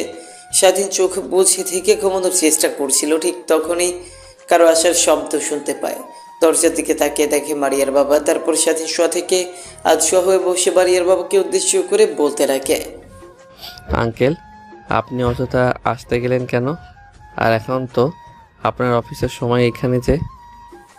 স্বাধীনকে কোনো রাগ না দেখিয়ে হাসি মাখা মুখ নিয়ে স্বাধীনের দিকে তাকিয়ে বলতে লাগে, শোনো বাবা, তুমি তোমার দিকে তাকাও, আর একটা বার আমার মেয়ের দিকে তাকাও, দেখো কতটা ডিফারেন্ট তোমাদের দুজনের মধ্যে। আমি সকালে এসেছিলাম তোমাকে দেখার জন্য, কিন্তু তোমাকে আর মারিয়াকে এমন অবস্থা দেখে আমি অনেকটাই ভেঙে পড়ি। তোমার কাছ থেকে কখনো আমি এটা আশা করিনি। আমি যে সবসময় বলি যা আবার তা হয়ে গেছে। তোমার বাবার চিকিৎসার জন্য কত টাকা লাগবে? 20 লক্ষ টাকা, তাই না? আমি তোমাকে 20 লক্ষ টাকা দিচ্ছি, সঙ্গে আরও 10 লক্ষ টাকা দিচ্ছি। তুমি 30 লক্ষ টাকা নিয়ে ঢাকা থেকে তোমার গ্রামের বাড়িতে চলে যাবে, কখনো ঢাকায় ফিরবে না, কোনোভাবে তার সঙ্গে কন্ট্যাক্ট করবে না। তুমি আমাকে ওয়াদা করো। আঙ্কেল, আপনি যা ভাবছেন একদমই তা না। আপনার মেয়ে অযথা আমার সঙ্গে এমন ব্যবহার করে, কিন্তু আমি তার কথায় কোনো রাজি না। মায়ের চিকিৎসা করার জন্য 20 লক্ষ টাকা লাগবে। আমাকে 20 লক্ষ টাকা দিলে আমি অনেকটা উপকৃত হব। আপনাকে সময় মতো আমি 20 লক্ষ টাকা ফিরিয়ে দেব। যদি কোনো দিন জোগাড় করতে পারি, আমাকে ব্যবসা করার জন্য 10 লক্ষ টাকা দিতে হবে না, আমাকে 20 লক্ষ টাকা দিলেই হবে। আমি এখনই ম্যানেজারকে ফোন করে এইখানে টাকা আনার কথা বলছি। তুমি আমার বাসাও যাবে না, সোজা এখান থেকে তোমার গ্রামে চলে যাবে। তুমি অনেক ভালো, তোমার মতো সৎ ছেলে আমি কখনো আগে দেখিনি। কিন্তু আমি কখনো আমার মেয়েকে কখনো এমন ছেলের সাথে দেখতে চাই না যে ছেলে আমার মেয়েকে ঠিকমতো ভাত কাপড় দিতে পারবে না। আমার মেয়ে প্রত্যেক দিনে খরচ করে তোমার 1 মাসের মাইনাস সমান। আর যদি কোনো প্রয়োজন পড়ে নাম্বারটা নিয়ে যাও, আমাকে ফোন করো, তাহলেই হবে। কথাটা বলেই মারিয়ার বাবা কেবিন থেকে বের হয়ে যায়। তারপর ম্যানেজারকে ফোন করে টাকা আনতে বলে। একটু পর ম্যানেজার টাকা নিয়ে চলে আসে। তারপর স্বাধীনকে টাকা দিলেই তা নিয়ে স্বাধীন হাসপাতাল থেকে বের হয়ে বাসার উদ্দেশ্যে রওনা দিতে যাবে। ঠিক তখনই পেছন থেকে মারিয়ার বাবা তাকে উদ্দেশ্য করে বলতে লাগে, দেখ, তোরা যেভাবে পারিস ওই ছেলেটাকে ধরে এমন মারবি যেন চলাফেরা করতে না পারে, ঠিক মতো 1 মাস মেয়েদের দিকে কখনো যেন খারাপ দৃষ্টিতে তাকাতে না পারে। ওর বাবার পরিচয় কেন, ওর নিজের পরিচয় যেন মানুষের সামনে বলতে কাঁপাকাঁপি করে। তারপর স্বাধীন পেছনে ফিরে মারিয়ার বাবার কাছ থেকে টাকা নিয়ে বেরিয়ে যায়। বাস টার্মিনালে এসে বাসের জন্য অপেক্ষা করছিল। ঠিক তখনই তার ফোন বাজতে লাগে। স্বাধীন ফোন রিসিভ করে কানের কাছে ধরতেই ওই পাশ থেকে কান্না ভেসে আসতে লাগে। স্বাধীন ভালোভাবে নাম্বারটা দেখে বলতে লাগে, কি হয়েছে রে তোর? কান্না করছিস কেন? আপু, কি হয়েছে আমাকে বল। ভাইয়া, তুমি কোথায় আছো? জলদি বাসায় এসো, মা অনেক অসুস্থ।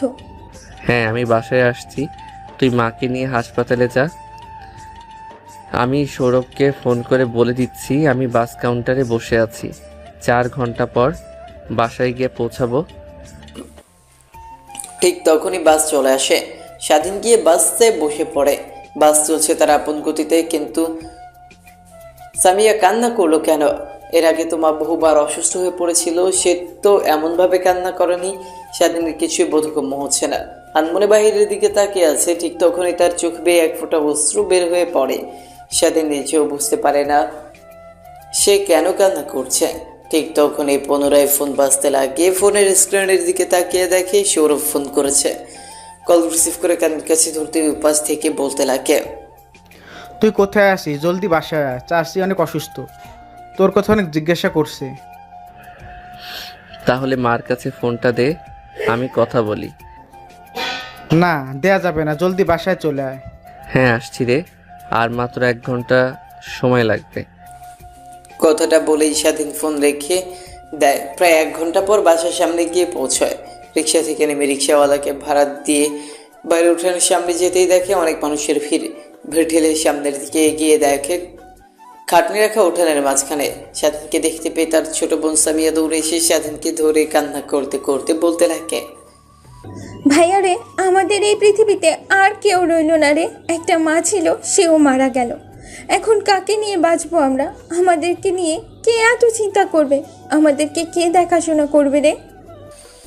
সামিয়ার কথা শুনেই স্বাধীনের মাথায় যেন আকাশ ভেঙে পড়ে। কাঁধ থেকে ব্যাগটা মাটিতে পড়ে যায়। তারপর খাটনির কাছে গিয়ে দেখে তার মার লাশ। স্বাধীন তার মার মুখ ধরে কান্না করতে করতে বলতে লাগে, মা, তুমি এত কষ্ট করে আমাদেরকে মানুষ করালে, আমরা একটু তোমাকে শান্তিতে থাকতে দিলাম না। সারা জীবন ভর তুমি কষ্ট করলে।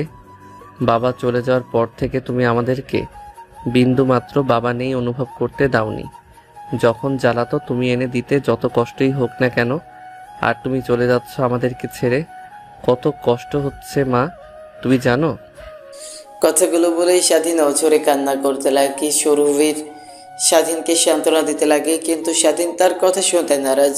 তারপর স্বাধীনের মাকে গ্রামের সবাই খাটনি করে কবরস্থানে নিয়ে যায়। তারপর কবরস্থ করে স্বাধীন কবরস্থানের সামনে ঠাই মেরে বসে থাকে। সৌরভ এসে স্বাধীনের কাঁধে হাত রেখে বলতে লাগে, দেখ, এই পৃথিবীতে কেউ চিরস্থায়ী নয়, সবাইকে এই পৃথিবী ছেড়ে চলে যেতে হবে। তোর বাবা চলে গেছে, তুই নিজেকে যেভাবে সামনে নিয়েছিস এখনও তুই সেভাবে নিজেকে সামনে নে। তুই যদি এভাবে ভেঙে পড়িস তাহলে সামিয়ার কী অবস্থা হবে একবার লক্ষ্য করেছিস? মেয়েটি সে সকাল থেকে না খেয়ে আসে, বিকেল কাটিয়ে রাত হতে চলল। এখন এখান থেকে চল। তারপর স্বাধীন উঠে নিজেকে সামনে নিয়ে চোখ মুছে কবরস্থান থেকে বের হয়ে যায়। বাসায় গিয়ে দেখে এখনও অনেকে বাসার মধ্যে ভিড় করে আছে। সবাই হয়তো বা স্বামীকে সান্ত্বনা দিচ্ছে। স্বাধীন যাওয়ার সঙ্গে সঙ্গে অনেক বৃদ্ধ আঙ্কেল এসে স্বাধীনকে সান্ত্বনা দিতে লাগে। এক এক করে বাসা থেকে সবাই চলে যায়। স্বাধীন খাবারের বাটি নিয়ে এসে সামিয়াকে খাবার খাওয়ানোর চেষ্টা করে, কিন্তু খেতে চায় না। স্বাধীনকে ধরে অঝরে কান্না করছে। তারপর স্বাধীন খাবারের বাট নিচে রেখে সামিয়ার মাথায় হাত বোলাতে বোলাতে বলে, দেখো বোন, মানুষ তো চিরস্থায়ী না। সবাইকে একদিন মৃত্যুর স্বাদ গ্রহণ করতে হবে। একদিন আমিও মরে যাব, একদিন তুই মরে যাবি। তাই বলে কি না খেয়ে থাকবি? না খেয়ে থেকে নিচের দিকে একবার খেয়াল করেছিস কি অবস্থা হয়ে গেছে তোর? এদিকে আয়, খাইয়ে দিয়ে। তুই না খাইলে কিন্তু আমিও খাবো না। স্বাধীনের কথা শুনে সামিয়া মুচকে হাসি দেয়। তারপর নিজেকে সামনে নিয়ে খাবার খেতে লাগে। তারপর সামিয়া স্বাধীনকে খাবার খাইয়ে দিতে লাগে। এইভাবেই কেটে যায় 5টা বছর। এই তোমাদের সমস্যা কি? প্রত্যেক দিন এখানে দাঁড়িয়ে থেকে মেয়েদেরকে র্যাগিং দাও। তোমাদের লজ্জা কর না? তোমাদের বাসায় মা বোন নেই? কলেজে তোমরা আসো কি এইসব করার জন্য? আমি কিন্তু তোমাদের হয়ে প্রিন্সিপাল স্যারের কাছে অভিযোগ দেব। তারপর আমি দেখি তোমাদের কি করে এই কলেজে পড়ালেখা করো। ম্যাডাম, আপনার কাজ আমাদেরকে শিক্ষা দেওয়া, আমাদের ক্লাসরুমের মধ্যে, কিন্তু বাইরে না। আপনি আপনার কাজ করেন, আমরা আমার কাজ করি। আর কি বললেন? আমাকে কলেজ থেকে বের করে দিবেন? হাসি পাইল। আপনি আমাকে কলেজ থেকে বের করে দিবেন? আমি কি, আপনি হয়তো জানেন না, আমি কলেজের সভাপতির ছেলে। আমাকে দেখে সঙ্গ প্রিন্সিপাল স্যারও ভয় পায়। আর সেই কিনা আমাকে কলেজ থেকে বের করে দিবে? ম্যাম আসেন তো, এই জানোয়ারের বাচ্চাগুলোর সঙ্গে কথা বলে কোনো লাভ নেই। এরা অনেক খারাপ। পরে দেখবেন আপনার সঙ্গেও এরা বেয়াদবি শুরু করেছে। চলেন এখন এদের সামনে থেকে, এদের এইভাবে শাস্তা করা যাবে না। সামিয়া মারিয়ার হাত চেপে ধরে সেখান থেকে নিয়ে চলে আসে। সামিয়া ক্লাসরুমে চলে যায়। অন্যদিকে মারিয়া সোজা প্রিন্সিপাল স্যারের রুমে গিয়ে প্রিন্সিপাল স্যারকে উদ্দেশ্য করে বলতে লাগে, স্যার, আপনাকে এত করে বলছি কিন্তু আপনি কোনো ব্যবস্থাই নিচ্ছেন না। ছেলেগুলোর ব্যবহার দিন দিন জঘন্য হচ্ছে। ওদের অতিষ্ঠ কোনো মেয়ে ঠিকমতো কলেজে আসতে পারে না। প্রত্যেকদিন কলেজের গেটের সামনে দাঁড়িয়ে থেকে মেয়েদের সঙ্গে বাজে বাজে কথা বলবে, বাজে বাজে লিখে দিবে। আজকে তো আমার সামনে একটা মেয়ের স্কার্ফ ধরে টান দিয়েছে। মারে, কি করব আমার বল? আমার তো হাত পা বাঁধা। ওই ছেলেগুলোর সঙ্গে কখনোই পেরে উঠতে পারবো না। ওদের ডান হাতে শহরের আন্ডারওয়ালাদের বড় ডন। সবাই তাকে দেখে ভয় পায়, আমরাও তাকে দেখে ভয় পাই। আর বিশেষ কথা হলো, ও ছেলেটা হচ্ছে আমাদের কলেজের সভাপতির ছেলে। ওর জন্য একটু দাপট দেখে চলাফেরা করে। মুখ বুঝে সহ্য করা ছাড়া আর কিছুই করতে পারি না। কিন্তু আমি করব না। আমার বাবার সম্পর্কে আপনি তেমন একটা ধ্যান রাখেন না। কালকে থেকে দেখবেন ছেলেগুলোর প্রত্যেকটা মেয়েকে সম্মান করে চলবে। মা, এমন কিছু করো না যাতে তোমার নিজের বিপদ ডেকে নিয়ে আসো। নিজের দিকে খেয়াল রেখে কাজ করো। কথাটি বলেই মারিয়া কেবিন থেকে বের হয়ে আসে। তারপর তার বাবাকে ফোন করে ছেলেদের বিষয়ে সব কথা বলতে লাগে। মারিয়ার বাবা আগে আন্ডারওয়ার্ল্ডের বড় ডন ছিল। সে থেকে সবাই তাকে অনেক সম্মান করে। কিন্তু একদিন মারিয়ার মা ক্যান্সার আক্রান্ত হয়। মরে যাওয়ার সময় বলেছিল আন্ডারওয়ার্ল্ড লাইন থেকে সে যেন সরে আসে, খুন খারাপি যেন আর না করে। সেই থেকে মারিয়ার বাবা ভালো মানুষ হয়ে সমাজে চলাফেরা করে। মারিয়ার বাবা কথাটা শুনে অনেকটা রেগে যায়। তারপর কেউ একজনকে ফোন করে, দেখ, তোরা যেভাবে পারিস ওই ছেলেটাকে ধরে এমন মারবি যেন চলাফেরা করতে না পারে, ঠিকমতো 1 মাস মেয়েদের দিকে কখনো যেন খারাপ দৃষ্টিতে তাকাতে না পারে। ওর বাবার পরিচয় কেন, ওর নিজের পরিচয় যেন মানুষের সামনে বলতে কাঁপাকাঁপি করে। ওকে স্যার, কালকে থেকে দেখবেন ছেলেগুলো সকলকে সম্মান করে চলছে। তাহলে আমি ফোন রাখি, আর কোনো দরকার পড়লে আমাকে ফোন করবেন। মারিয়ার বাবা ফোন রেখে দেয়। কেবিনের মধ্যে বসেছিল, ঠিক তখনই কেবিনের মধ্যে মারিয়ার বাবার ম্যানেজার প্রবেশ করে মারিয়ার বাবাকে বলতে লাগে, স্যার, আজকে শেখ ইন্ডাস্ট্রির সঙ্গে ডিল রয়েছে। যে ডিলটা করার জন্য আমরা পিক আপ তো 1 বছর ধরে ওয়েট করছিলাম। তারা আজকে ফোন করে আমাদেরকে তাদের কোম্পানিতে যেতে বলেছে। আমাদের প্রোডাক্টের স্যাম্পলগুলো নিয়ে যেতে তাদের যদি পছন্দ হয় তাহলে তারা অনেক চড়া দামে আমাদের কাছ থেকে প্রোডাক্ট কিনবে। তাহলে আমি গিয়ে প্রোডাক্টের স্যাম্পলগুলো প্রস্তুত করছি, আর আপনি রেডি হয়ে নিন, এখনই বের হব। কথাটি বলেই কেবিন থেকে ম্যানেজার বের হয়ে যায়। অন্যদিকে মারিয়ার বাবা ফ্রেশ হয়ে নিয়ে বের হয়ে বাইরে এসে দেখে ম্যানেজার দাঁড়িয়ে আছে। তারপর তাকে নিয়ে বেরিয়ে যায় সে ইন্ডাস্ট্রির মেন কার্যালয়ে। ইন্ডাস্ট্রির কোম্পানিতে গিয়ে দেখে অনেক মানুষের ভিড় শুধু তাদের সঙ্গে ডিল করার জন্য। কিন্তু সে ইন্ডাস্ট্রি এত খামখেয়ালি করে না, ভালো মালামাল আর সুন্দর প্রোডাক্ট ছাড়া কখনোই কারোর সঙ্গে ডিল করে না। এর অল্প দিনে শেখ ইন্ডাস্ট্রি পৃথিবীর মাঝে নাম করে ফেলেছে, তাই এখন বাংলাদেশ স্টকন দখল করে রেখেছে তারা। অন্যদিকে মারিয়ার বাবার জানার আগ্রহ, মাত্র 24 বছরের একটা ছেলে মাত্র 4 বছরে কোম্পানি খুলে সেটা আবার বাংলাদেশের টপে নিয়ে গেছে। তীব্র আকাঙ্ক্ষা নিয়ে কেবিনের বাইরে বসে আছে। তখনই মারিয়ার বাবা ডাক আসে কেবিনে। মারিয়ার বাবা আর ম্যানেজার প্রবেশ করে চেয়ারটার সামনে বসে পড়ে। অন্যদিকে শেখ ইন্ডাস্ট্রির মালিক পত্রিকা পড়ছিল। মুখের সামনে থেকে পত্রিকাটা সরাতেই মারিয়ার বাবা অবাক হয়ে সামনে থাকা লোকটার দিকে তাকিয়ে আছে। মুখ ফসকে বের হয়ে যায়, বাবা স্বাধীন, তুমি এখানে? তাহলে কি তুমি কি সেই ইন্ডাস্ট্রির মালিক? স্বাধীন মারিয়ার বাবাকে এখানে দেখতে পেয়ে অবাক হয়ে যায়। তারপর নিজের চেয়ার থেকে নেমে মারিয়ার বাবার সামনে এসে তার পা ধরে সালাম করতে করতে বলতে লাগে, জি স্যার, আমি সেই স্বাধীন যাকে দরিদ্র বলেছিলেন, যার মার চিকিৎসা করানোর জন্য 20 লক্ষ টাকা দিয়েছিলেন, আমি সে। তুমি এইখানে? I am not believe this boy. মারিয়ার বাবার কথা শুনে স্বাধীন মুচকে একটা হাসি দেয়। তারপর তারা চেয়ারে গিয়ে টেবিলের উপর থাকা কলিং বেলটা বাজাতেই সেখানে পিয়ন চলে আসে। তারপর পিয়নকে উদ্দেশ্য করে স্বাধীন বলতে লাগে, আজকে আর কারোর সঙ্গে দেখা করব না, আজকে ভালো লাগছে না। আমার বাহিরে যারা আছে সবাইকে যেতে বলুন। পিয়ন স্বাধীনের কথা শুনে বাইরে গিয়ে সবাইকে চলে যেতে বলে। সবাই চলে যায়। অন্যদিকে স্বাধীন মারিয়ার বাবাকে উদ্দেশ্য করে বলতে লাগে, স্যার, আজকে এইসব যা দেখছেন সব আপনার। আপনি আমাকে 20 লক্ষ টাকা দিয়েছিলেন না? সেই টাকা থেকে আজ 20,000 কোটি টাকার মালিক আমি হতে গেলে সব কিছু আপনার। আমি শুধু বুদ্ধি খাটিয়ে ইউজ করেছি। কেন বাবা?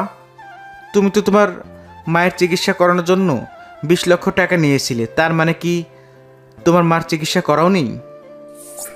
মারিয়ার বাবার কথা শুনে স্বাধীন উপরের দিকে তাকিয়ে দীর্ঘ একটা নিঃশ্বাস ফেলে বলতে লাগে,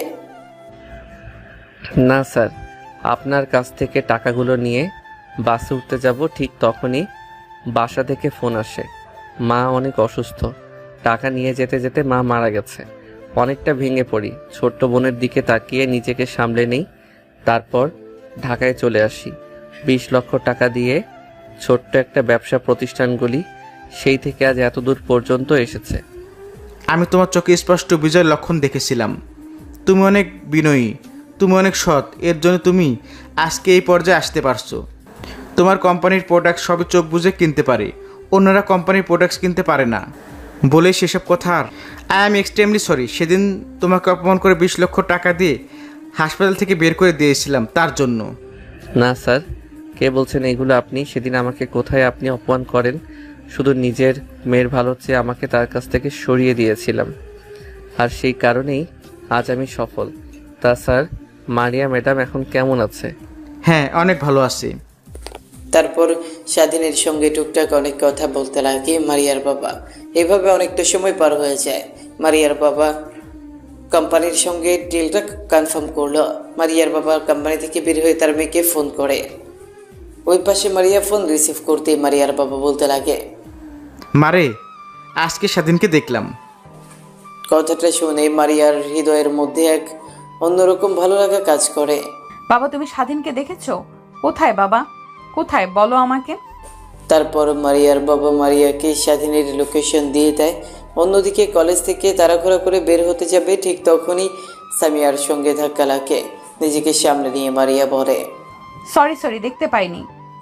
ম্যাম, এত তাড়াহুড়ো করে কোথায় যাচ্ছেন আপনি? তারপর মারিয়া লোকেশনটা বলে সামিয়া শুনে অবাক হয়ে যায়। নিজেকে সামনে নিয়ে মারিয়াকে উদ্দেশ্য করে বলতে লাগে, ম্যাম, আমি বাসায় যাব, ভালো লাগছে না, এর জন্যই ক্লাসরুম থেকে বের হয়েছি। আমার বাসা ওইদিকে, আপনি যদি একটু নামিয়ে দিতেন। আচ্ছা তাহলে তুমি আসো, আমি তোমার বাসার সামনে তোমাকে নামিয়ে দিয়ে না হয় আমার গন্তব্যস্থলে যাব। তারপর মারিয়া সামিয়াকে নিয়ে গাড়ি করে বেরিয়ে পড়ে। মারিয়া একটা স্কুলের সামনে এসে গাড়ি ব্রেক করে।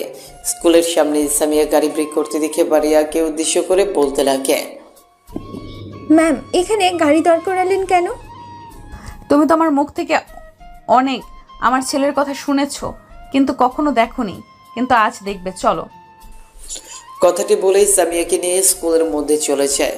ক্লাসরুমের মধ্যে ঢুকে মারিয়া একটা সুন্দর বাচ্চাকে কোলে তুলে নিয়ে আসতে লাগে, সামিয়ার কাছে এনে বলতে লাগে। তারপর মারিয়া তার বাচ্চাকে নিয়ে গাড়িতে উঠে পড়ে। সামিয়াও পিছু পিছু গাড়িতে উঠে বসে। তারপর গাড়ি চলতে লাগে তার আপন গতিতে। সামিয়া মারিয়ার দিকে একবার তাকিয়ে দেখে, তার মুখে মুচকে হাসি। সামিয়া সেই দিকে একটু তীক্ষ্ণ দৃষ্টিতে তাকিয়ে মারিয়াকে উদ্দেশ্য করে বলতে লাগে, ম্যাম, আপনাকে আজ এত হাসি খুশি দেখাচ্ছে, নিশ্চয়ই কোনো কারণ আছে। আপনি তো সচরাচর এত হাসি খুশি থাকেন না, কি হয়েছে? এটাই হলো আমার বেবি। আসলে তোমাদের স্যার অর্থাৎ আমার বাচ্চার বাবা আমাকে ভুল বুঝে আমাকে রেখে চলে গিয়েছিল দীর্ঘ 5 বছর পর।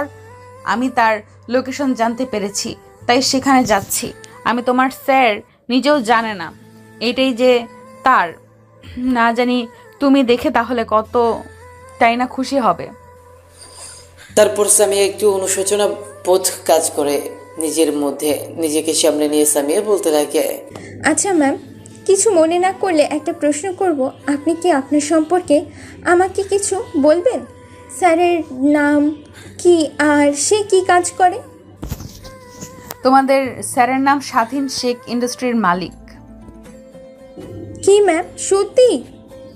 মালিক, হ্যাঁ সত্যি, কিন্তু আগে তোমাদের স্যার এমন ছিল না, অনেক গরিব ছিল। জানি না হঠাৎ করে এত বড়লোক কোটিপতি কি করে হয়ে গেল। আজ কাজ করছিলাম, ঠিক তখনই বাবা ফোন করে বলল স্বাধীনকে সে দেখেছে এই ঠিকানায়, তাই আমি সেখানেই যাচ্ছি। সামিয়ার সঙ্গে কথা বলতে বলতে মারিয়া লোকেশনের চলে আসে। গাড়িটা ব্রেক করে নেমে যায়। তার ছেলেকে কোলে তুলে নিয়ে সামিয়াকে উদ্দেশ্য করে বলতে লাগে, তাহলে তুমি বাসায় চলে যাও, আমি ভেতরে যাব। কথাটা বলেই মারিয়া কোম্পানির ভেতরে ঢুকে পড়ে। গেটে দারোয়ান অনেকবার দাঁড় করানোর চেষ্টা করে, কিন্তু সবাইকে পাশ কাটিয়ে কোম্পানির ভেতর প্রবেশ করে। তারপর ম্যানেজারকে ডাক দিয়ে বসের কেবিন কোনটা সেটা জিজ্ঞেস করতেই ম্যানেজার বলে দেয়। খট করে দরজা খুলে কেবিনের মধ্যে ঢুকে দেখে স্বাধীন ল্যাপটপে কাজ করছিল। হঠাৎ খট করে দরজা খোলাই সামনের দিকে তাকিয়ে দেখে দাঁড়িয়ে আছে তারপর একটা ফুটফুটে সন্তান। আনুমানিক বয়স 4 থেকে 4.5 বছর হবে। মারিয়া স্বাধীনের কাছে গিয়ে স্বাধীনকে জড়িয়ে ধরে এলো পাথরে চুমু খেতে লাগে। স্বাধীন বিরক্ত হয়ে মারিয়াকে ধাক্কা দিয়ে নিজের কাছ থেকে সরিয়ে দিয়ে বলতে লাগে, কে আপনি? আর আপনার সাহস কি করে হয় আমাকে এসে জড়িয়ে ধরে আমাকে কিস করার? তুমি আমাকে চিনতে পারছো না? আমি মারিয়া। আমি মারিয়া নামের কাউকে? আপনি এখন এখান থেকে আসতে পারেন।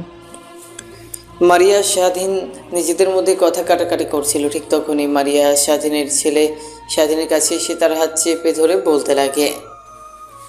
ছেলেটার কথা শুনে স্বাধীন নিমিষেই থমকে যায়। ছেলেটার দিকে ভালোভাবে তাকিয়ে দেখে একদম তার মতো দেখতে হয়েছে। ছেলেটাকে কোলে তুলে নিয়ে এলো পাথারি মুখে স্বাধীন তার ছেলেকে ধরে বলতে লাগে। ছেলেটার কথা শেষ হতেই স্বাধীন রাগী দৃষ্টিতে মারিয়ার দিকে তাকায়। মারিয়া মাথা দিয়ে হ্যাঁ বোঝায়। স্বাধীন তার ছেলেকে শক্ত করে জড়িয়ে ধরে বলতে লাগে, কে তোমার বাবা আর আমাকে তুমি বাবা বলছো যে? আমি তো আর কারোর কিছুই হই না। সে আমাকে জড়িয়ে ধরে 5 বছর অনুশোচনা কাটাবে, ছেলে পেয়েছে এতেই হবে। কথাটি বলে মারিয়া অন্য পাশ ফিরে তাকায়। স্বাধীন তার ছেলেকে কোলে তুলে মারিয়াকে জড়িয়ে ধরে কপালে চুমু দিতে লাগে। ঠিক তখনই খট করে দরজা লাগানোর শব্দ শুনতে পায়। দরজার দিকে তাকিয়ে দেখে সামিয়া। মারিয়া একটু অবাক হয়ে সামিয়াকে উদ্দেশ্য করে বলে, সামিয়া তুমি এখানে যে, আর তুমি বাসায় যাওনি? আমার তো একই প্রশ্ন, ভাইয়া তুমি বিয়ে করেছো আমাকে না জানিয়ে, তাও আবার 5 বছর আগে। মারিয়া, তুমি সামিয়াকে চেনো? চিনবে না কেন? সামিয়া তো আমাদের কলেজেই পড়ালেখা করে, চিনবো না কেন? ভাইয়া তুমি কিন্তু আমার প্রশ্ন পাস করতে যাচ্ছ, আমার উত্তরটা আমাকে দাও। তারপর স্বাধীনের থেকে শেষ পর্যন্ত খুলে বলে। তারপর স্বাধীনের কোল থেকে তার ছেলেকে নিজের কোলে নিয়ে বলতে লাগে, তোমাদের দুজনের সঙ্গে আমার কোনো কথা নেই। আরে আমার ভাস্তিকে নিয়ে আমি গেলাম, তোমরা এখানেই থাকো, বাসায় গেলে কিন্তু তোমাদের খবর আছে। কথাটা বলেই স্বাধীনের ছেলেকে নিয়ে সামিয়া কেবিন থেকে বেরিয়ে যায়। সামিয়া কেবিন থেকে বেরিয়ে যেতেই স্বাধীন মারিয়াকে শক্ত করে জড়িয়ে ধরে কিস করতে লাগে। সমাপ্ত।